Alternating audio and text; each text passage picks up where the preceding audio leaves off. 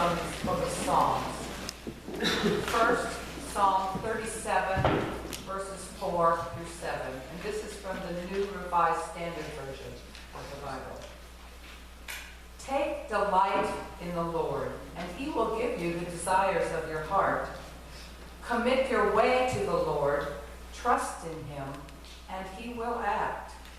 He will make your vindication shine like the light, and the justice of your cause like the noonday. Be still before the Lord, and wait patiently for him. Do not fret over those who prosper in their way, over those who carry out evil devices. Psalm 20, verse 4, from the Christian Standard Bible. May he give you what your heart desires and fulfill your whole purpose.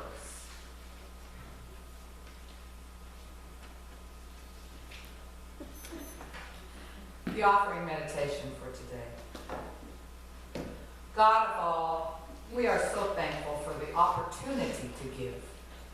Our joy is tempered by the knowledge that so many of your children suffer in war-ravaged countries and in impoverished cities.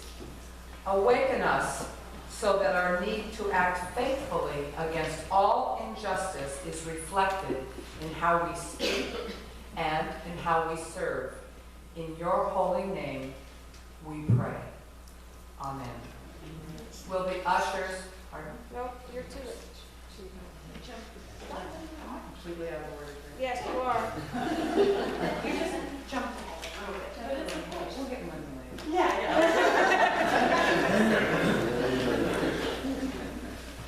You can never pray too much, I guess. So that's good. It is good.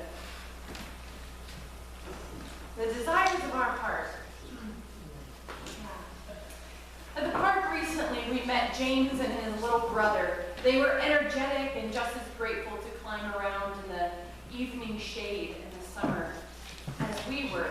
They were curious guys, and they were climbing the same slides as all the others and asking kids their names and doing that before they zoomed down the slides.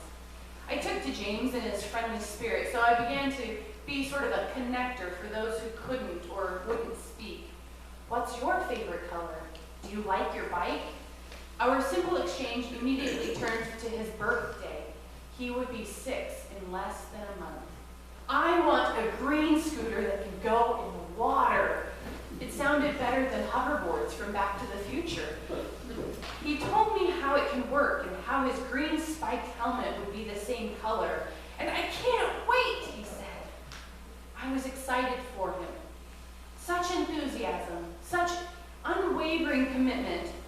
And not that we have to earn our birthday treats, but this sweet kid who watched out for the little ones around him and made sure he didn't bounce them off the swinging bridge as he ran across it, he seemed to deserve such a special and longed-for toy. A simple, pure, hoped-for desire seemed just right. Birthdays and anniversaries are outright celebrations here at Stevie UMC. And no matter what we're turning, 6 or 86, or saying I do after 1 year or 61 years, we celebrate. James's excitement makes me wonder as much about the desires of our youngest as the desires of our oldest. If each of you were left with one thing to claim, just one big want, what would it be? I know from many of the older members, a majority of them would say time with family. What about you? What are the desires of your heart? Desires are a gift of being human. At any age, we can know and claim and yearn for them. So when the psalmist assures us that God will give us the desires of our heart, we can rest in that promise that somehow our desires and experience of yearning and fulfillment have sacred meaning to who we are in God's eyes. While assured, we probably need to take truly consider what a desire of the heart actually is. In some ways, I can't help but simply see them as a part of that creative divine spark that is embedded in as the imago Dei, the image of God. But I have a confession. Not all of my desires seem so luminous or virtuous. Some desires hold a certain, the grass is always greener on the other side quality to them. Here's the big confession. I watch HGTV at the gym. This is the Home and Garden TV network. Most days I try to tell myself, you're watching to get good home improvement ideas or to see creativity at work. But inevitably, my heart begins to covet a stranger's stainless steel appliance and new master bathroom. All of a sudden, the magical makeovers crank up my desires for more than I ever dreamed of, or the longing for something that's not mine or truly needed, which changes my attitude to resentment and discontent. Yuck, TV is powerful stuff. But God knew our desires needed refining. One of the 10 Commandments says, do not covet your neighbor's stuff. God knew such yearning would overwhelm us inside and could ruin our relationships. Apostle Paul also talks about such yearnings as desires of the flesh. In multiple letters, he references behaviors specifically of the body that lead us away from loving God and loving our neighbor. Now the word "sarx," translated from Greek into flesh, could more accurately be translated as false self. The desires of our false self. The false self includes ego, pride, and the social and mental construct of who we think we are. This can include our car as much as our job. As Richard Rohr says, it's our container largely defined in distinction from others.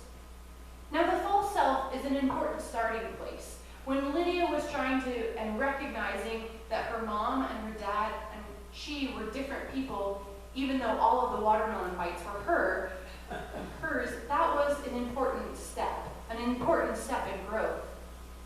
But if we always live bolstering and protecting this false self, we promote a bogus, not a bad, but a bogus, not permanent survival self instead of a sacred self. So when found in light of criticism, conviction, or failure, the false self can and will break. The true self rises again in the face of these obstacles with a renewed animated force because the true self upholds the values of growth and change, like new wineskin that holds new wine. Our desires then can be a part of our identity as we grow, and with that maturity and awareness, take on a more accurate, divine, and purpose-filled quality. Let me tell you, I don't want to be scowling every time I see new white cabinets and granite countertops. I want my desires to be deeper, richer, and more life-giving than that. Thus the psalm realigns the what of my desires to the how. When you delight in the Lord, He will give you the desires of your heart. When we delight. This delighting attitude and behavior holds power and transformation. It's like loving with more whimsy. Maybe it's riskier and it's certainly unbounded. To delight also seems to take on the character of another. Think of someone that you delight in. Maybe it's a small child whose curiosity and spunk calls you to see the world with new eyes. Perhaps it's a mentor who inspires you into your higher expectations of yourself. Maybe it's your partner. There's something beautifully expressed in new relationships and new couples. Somehow this delight takes on an effervescent form. Something within each person says, I delight in you, so that what you want, I want. My individual dreams are now just part of the package. You have virtues of the heart that I want to adopt too. personal relationships, similar expressions take place with God. As we delight in God, we take on God's character, qualities of generosity, gratitude, joy, creativity, courage, and awe in the simplicity. Through delighting, we are changed, refined, and made more fully ourselves by illuminating the true self. And all that can and will alter our desires. Delighting in God thus refines our heart's desires in ways that can be made manifest and known as meaningful. Now, refined desires of the heart also reflect God's compassion, mercy, and suffering. It is in Jesus Christ where we encounter God's desire to pass the cup of death and dehumanization, and yet it is here too where Jesus recognized the sacred will of the holy be done all the way to the cross. Some of the desires of our hearts run deeper than the superficialities of a new kitchen or materialism or even ease. These desires anguish for the seemingly impossible, the bending in the arc of justice, an expression of hope. While these desires are profound and true, they too can have underpinnings of fear and self-reliance. I have felt paralyzed and powerless at times, having a desire that seems so impossible to come true. This is when delight must take on demanding, focused intention and practice. Delight moves from an emotional experience and compelling motivation to pragmatic choices and attitudes. Apostle Paul speaks about not causing a brother or sister to stumble in faith by indifferently doing something with or for them that might cause them to stumble.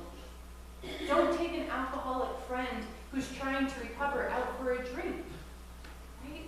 Similarly, a hadith, a traditional saying from the Prophet Muhammad from the Muslim tradition says, "Be distant from the worldly." Don't get caught up in the world, but take on genuine spiritual practices that align you and root you in the love of the divine.